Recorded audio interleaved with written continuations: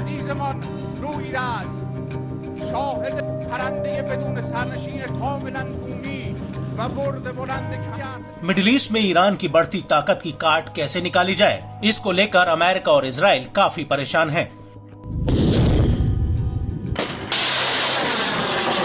क्योंकि एक तरफ जहां ईरान गाजा में हमास को पैसों और हथियारों की सप्लाई कर रहा है, वहीं उत्तरी फ्रंट पर लेबनान के आतंकी संगठन हिजबुल्लाह को सपोर्ट करके वो इजराइल पर दो तरफा दबाव बनाए हुए है।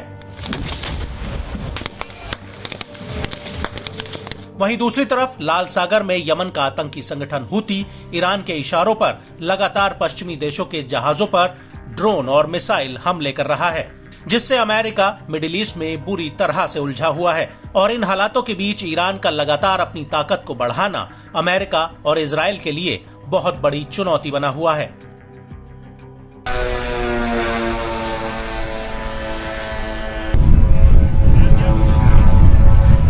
और अब इसी कड़ी में ईरान की सेना को कुछ ऐसे ड्रोन्स मिल गए हैं जिनसे वो मिडिल ईस्ट में और तबाही मचा सकता है।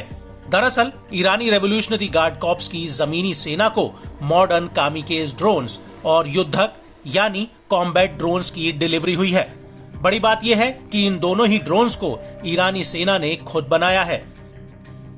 आपको बता दें कि 20 फरवरी 2024 को ईरान की थल सेना को शहीद 131 और अबाबिल 5 युद्धक ड्रोन की सप्लाई हुई थी और ईरान ने इसको लेकर एक कार्यक्रम भी आयोजित किया था, जिसमें ईरानी सेना के कई टॉप कमांडर्स ने हिस्सा लिया था।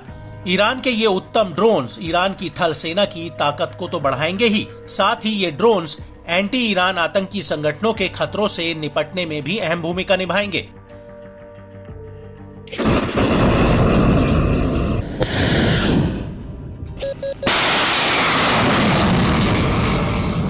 बड़ी बात यह है कि ईरान ने जनवरी 2021 को पहली बार शहीद 131 ड्रोन को सार्वजनिक किया था और इसके बाद अन्य कार्यक्रमों में इस ड्रोन की ताकत का प्रदर्शन किया था।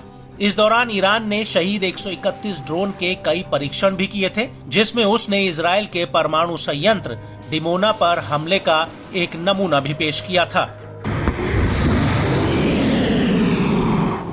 लेकिन इस ड्रोन की ताकत की बात की जाए तो ये अपने आप में काफी अहम है। ईरान के मुताबिक शहीद 131 ड्रोन की लंबाई और चौड़ाई 2.2 मीटर है। इसका वजन 135 किलोग्राम है और ये 900 किलोमीटर तक के दायरे में टारगेट पर हमला कर सकता है। वहीं अबाबिल 5 युद्धक ड्रोन को ईरान ने 18 अप्रैल 2022 को पहली बार राष्ट्रीय सैन्य दिवस पर पेश किया था। इस ड्रोन को ईरानी aircraft manufacturing industrial company HESA ने बनाया है।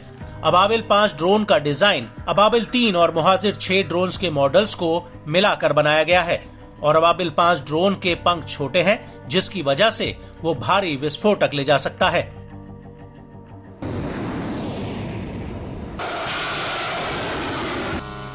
आपको बता दें कि ये पहली बार नहीं है जब ईरान ने इस तरह के घातक ड्रोन्स की नुमाइश की हो, बल्कि इससे पहले उसके फतेह और कामिकेज ड्रोन्स की ताकत यूक्रेन में पूरी दुनिया ने देखी है।